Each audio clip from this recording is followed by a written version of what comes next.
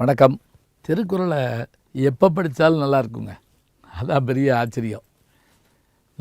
எனக்கு விவரம் தெரிஞ்ச காலத்துலேருந்து 5ஆம் கிளாஸில், 8ஆம் கிளாஸில், 10ஆம் கிளாஸில், பிஏல, எம்ஏல, எம்ஃபில்ல, பிஹெச்டியில் நான் வகுப்பெடுக்கிறப்ப, எங்கள் அப்பா எனக்கு சொல்லி தந்தப்ப, நான் சொல்லி கொடுக்குறப்ப, மேடைகளில் நான் பேசுகிறப்ப, நான் உட்காந்து கேட்குறப்ப, யாராவது பேசுகிறப்ப, எப்போ கேட்டாலும் நல்லா இருக்கிற ஒரு ஆச்சரியம் திருக்குறளுக்கு உண்டு.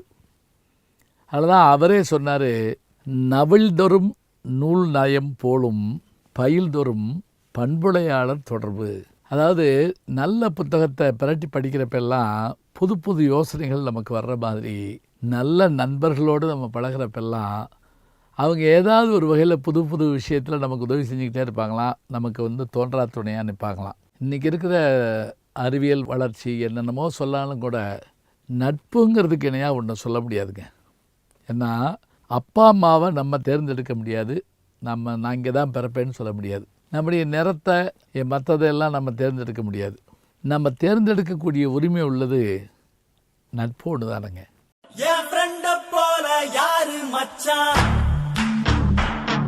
நட்பை தான் நம்ம தேர்ந்தெடுக்கிறோம். நண்பனை, தோழியை, தோழரை எல்லாரையும் நம்ம தேர்ந்தெடுக்கிறோம்.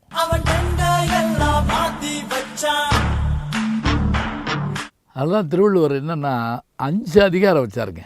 நட்பு, நட்பு ஆராய்தல், பழைமை, கூடா நட்பு, தீ நட்பு.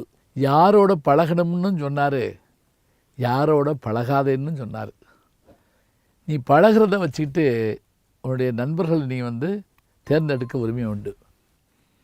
நல்ல நண்பர்கள் எப்படி இருப்பாங்க அவரே சொல்கிறாருங்க.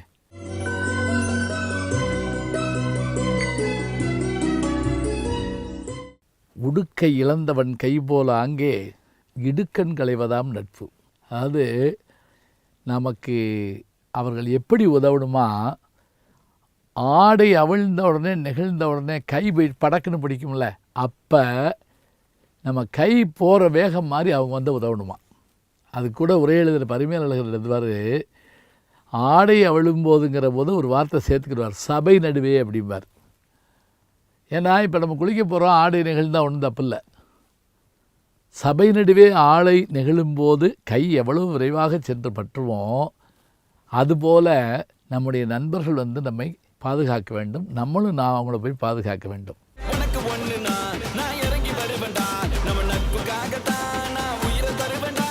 இதுதான் அதனுடைய சிறப்பு.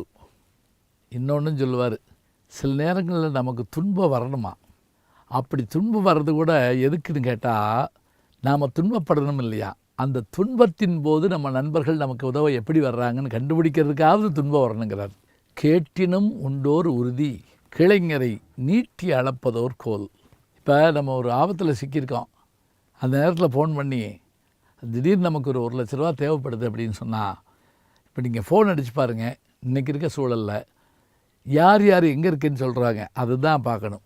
அப்போ ஒரு அவசரமாக ஒரு 1 லட்ச ரூபா வேணும்ப்பா, ஃபோனில் ஏய் நேற்று சொல்லிருக்கூடாதா, நேற்று அரை மணி நேரம் என்கிட்ட பேசிக்கிட்டு இப்போ தானேப்பா நான் அதை வேறு ஆள்கிட்ட கொடுத்தேன். இவன் ஒரு ஆள், இன்னொருத்த நீ எப்போவுமே பணம் வச்சுருக்க மாட்டேன், உனக்கு அறிவுரை சொல்லியே நான் கெட்டு போனேன், அதெல்லாம் இருக்கட்டுப்பா, 1 லட்ச ரூபா வேணும்ப்பா, ஏன் இருந்தால் தான் தரமாட்டேனா நீ என்ன, இப்படி சொல்லிக்கிட்டு இருக்கப்பவே ஒரு ஃபோன் நமக்கு வருதுன்னு வச்சுக்கோங்க. என்ன 1 லட்ச ரூபா வேணுமாக்கா, எதுக்கு, பணம் கட்டுறதுக்கு தானே, கட்டிட்டு வந்துட்டேன் சரியா, நீ 4-5 பேரை கேட்டுக்கிட்டு இருக்கப்போ எனக்கு சொன்னாங்க இப்படி இது பண்ணுறேன்னு, பேங்கில் பணம் கட்டிட்டேன், நீ இந்த வர்ற வீட்டுக்கு. கண்ணீர் மல்கிடும் நமக்கு. இவன் எங்கே இருக்கான், அவன் எங்கே இருக்கான், அவன் எங்கே இருக்கான், இதெல்லாம் இதை அளப்பதற்கு ஒரு கோல் எது என்றால் நமக்கு வருகிற கேடு. கேட்டினும் உண்டோர் உறுதி கிளைஞரை நீட்டி அளப்பதோர் கோல். அடையாப்பா, யாருங்க சொல்லுவா இதெல்லாம். திருக்குறளை நம்ம சின்ன பிள்ளையில் மனப்பாடம் பண்ணிட்டு விட்டுட்டோங்க, அப்புறம் பள்ளிக்கூடத்தில் பாடம் படித்து சாய்ஸில் விட்டுட்டோம். வாழ்க்கைன்னு வர்றப்ப தான் அது ஒரு பெரிய பொக்கிஷம் நமக்கு தெரியுது. வாழும் வள்ளுவம் அப்படின்னு வாசை குழந்தைசாமி ஒரு நூல் எழுதினார். நாங்கள் தியாகராசர் கல்லூரியில் கூட அது பாடமாக வச்சுருந்தோம். எத்தனை அறிவியல் செய்திகள் அதில். திருக்குறளுக்கு புது புது முறைகளில் அவர் சொல்கிற விளக்கங்கள் அவ்வளோ அபூர்வமாக இருக்கும். இன்னைக்கு கேட்குறாங்க, இன்னைக்கு பொருந்துமா திருக்குறள்னு. இன்னைக்கு இல்லை, என்னைக்கு வேண்டுமானாலும் மனித குலம் உள்ளவரை இந்த குறள் எப்போதும் இருக்கும்.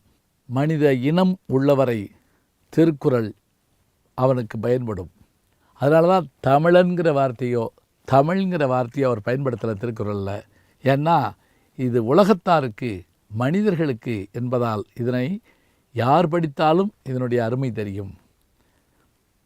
மதம் பரப்ப வந்த பாதிரிமார்களையே இழுத்து இதை மொழிபெயர்க்க வைத்தது திருக்குறள் என்று சொன்னால் கால்வெள்ளையும் ஜி.யு. போப்பையும் மற்றும் இருக்கிற வீரமாமுனிவரையும் ஈர்த்தது திருக்குறள் என்றால் திருக்குறளினுடைய அருமையை தெரிந்து கொள்ளுங்கள். வாழும் வள்ளுவம், அதுதான் நம் வேதம். நல்ல செய்திகளை நாளும் சிந்திப்போம், நாளை சந்திப்போம். வணக்கம். அன்புக்குரிய யூடியூப் நேயர்களே, நீங்கள் இன்னும் என்னை நெருக்கமாக பின்தொடர வேண்டும் என்று சொன்னால் ட்விட்டர், இன்ஸ்டாகிராம், ஃபேஸ்புக் போன்ற சமூக வலைதளங்களில் பின்தொடர்ந்து வாருங்கள். நாம் முன்தொடர்ந்து செல்வோம்.